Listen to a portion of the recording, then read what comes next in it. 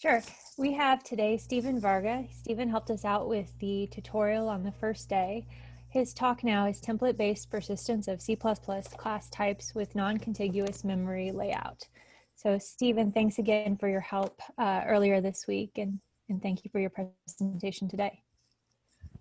Thank you very much. Good morning. My name is Stephen Varga. I am an independent researcher in computational finance, and here today I will talk of a C++ template-based persistence for HDF5. Is there a way to share my screen? Just for a moment, bear with me. And let's click on the right one. You should have that option. Yes, there are so many screens here to click, and here it is. Hopefully. You see a C++ template-based persistence with compile-based assistance on your screen, as well as on mine. So let's take a look at what H5CPP is of, which is the project that today I'm going to talk of. It comes with a compiler-assisted static reflection mechanism, CRUD-like templates with a Pythonic syntax. So what does compiler assistance actually means or does? It's based on an LLVM code base that generates the abstract syntax tree of a given translation unit, where the objects are painted with some CRUD-like operators and are identified.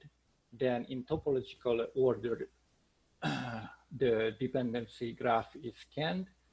There is some elimination, and then code generation takes place, where a header file is produced for you that you can include in your translation unit for a final compilation and linkage step.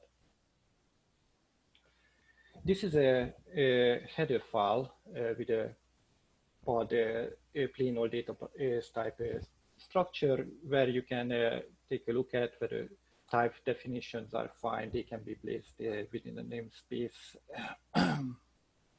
The data types are mapped to their HDF5 equivalent native data types. Similarly, like arrays and records are supported.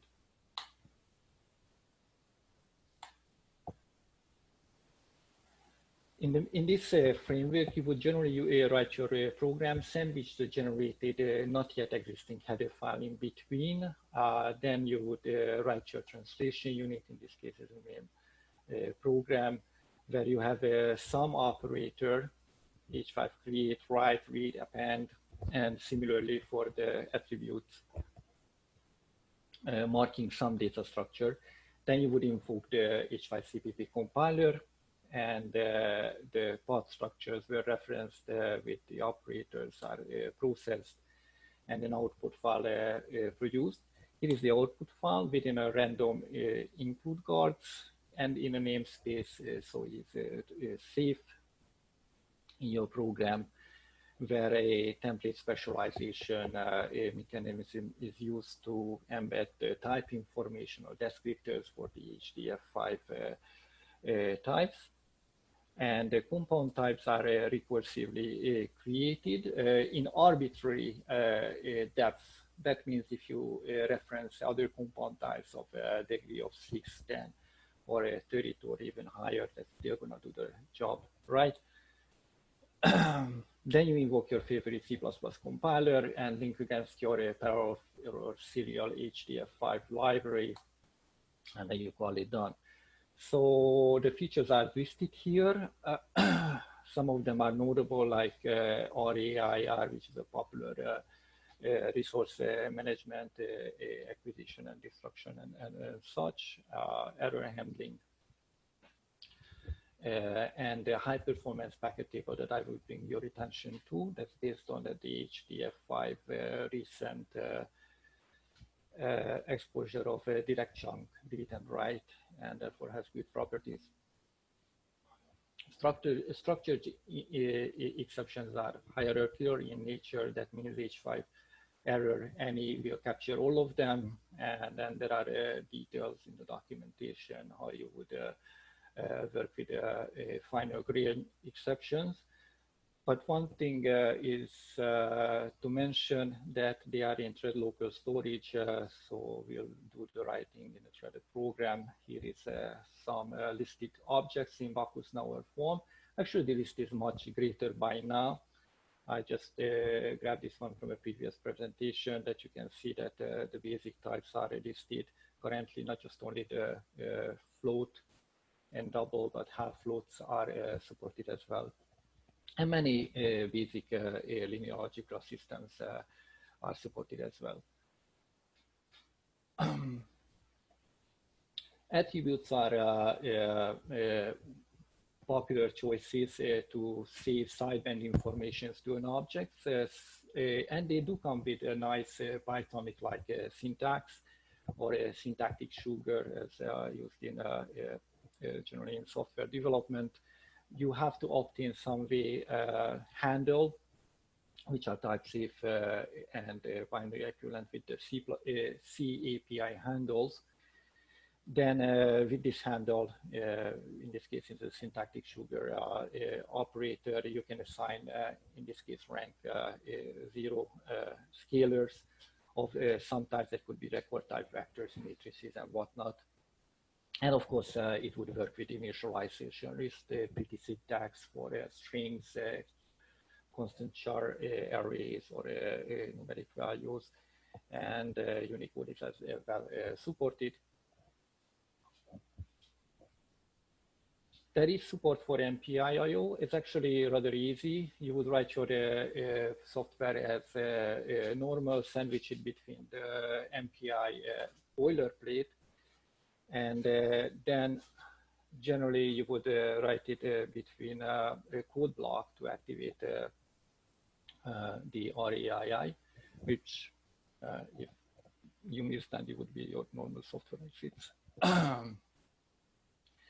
And how it works, you would have your objects, and you control these objects with the rank, current rank of the MPI framework. In order to use this one, you would set the MPI/IO file access property list on the file handle. Then you would subset position the window to the right place within your object, and then you have a choice of independent or collective I/O as usual.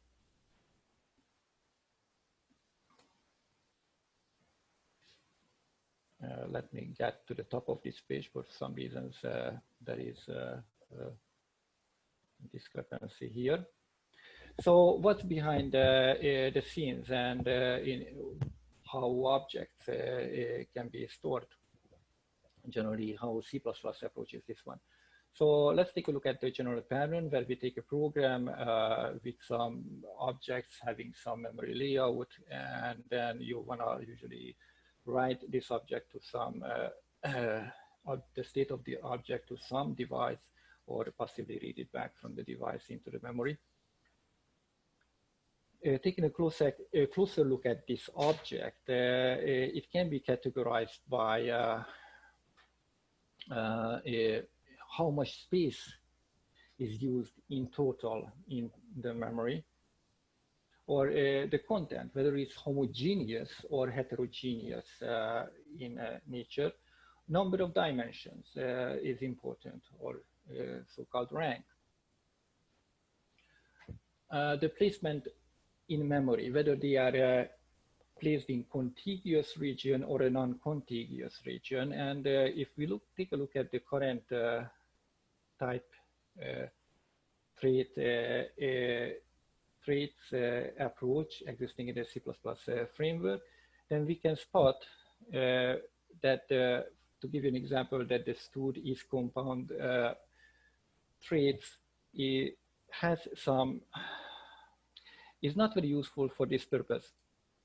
As this lily chart indicates, the is compound is painted red, so it outputs one value, true false value for the plain integers, and completely different values for the same contiguously layout integer arrays.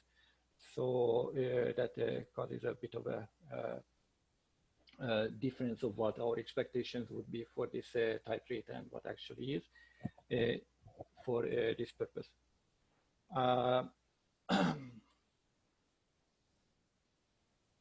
Similarly, there are other discrepancies with the system. So what can we do?